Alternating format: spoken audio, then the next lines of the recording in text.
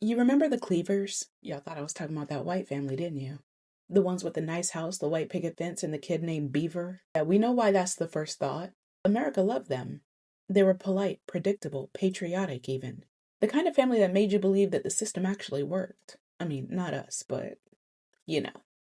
But no, I'm not talking about those Cleavers. I'm talking about Kathleen and Eldridge Cleaver, the couple who made America explain itself to the world. Kathleen Cleaver wasn't anybody's Stepford wife. She was the first woman on the Central Committee of the Black Panther Party and one of the architects of the Free Huey campaign, mobilizing press, protest, and political education all across the country. And her husband, Eldridge Cleaver, he was the party's Minister of Information, the one who made sure that the world saw what was happening inside the U.S. when the FBI was trying to silence them through COINTELPRO.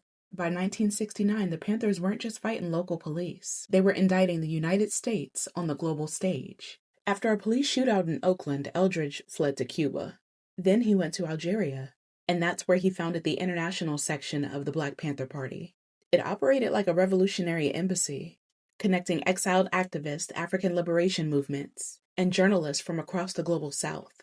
And Kathleen was right beside him, translating the movement's message into international law and media. At the height of the Cold War, the Cleavers did something most of America was too afraid to even imagine. They accused the United States of human rights violations. They gathered documentation, police killings, political assassinations, illegal surveillance of Black communities, and distributed it through UN contacts and foreign press, invoking Articles 55 and 56 of the UN Charter, which require member states to uphold racial equality and protect human rights. It was the same tactic that W.E.B. Du Bois and William Patterson had used decades earlier. But now, the world was watching live. The Panthers reframed civil rights as a human rights crisis, the same language used to condemn apartheid and colonial violence abroad. From Algeria to North Korea to Sweden, the Panthers built alliances with nations that called out U.S. hypocrisy. Eventually, Kathleen returned to the U.S., though. She earned her law degree from Yale and kept organizing, teaching that real resistance requires strategy, not slogans. Eldridge's later years were complex, but together their work changed how the world understood America's racism, not as a domestic flaw, but as a violation of international law.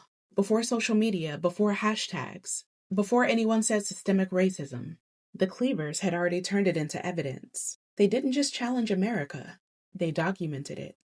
And they did it before the cameras could be controlled.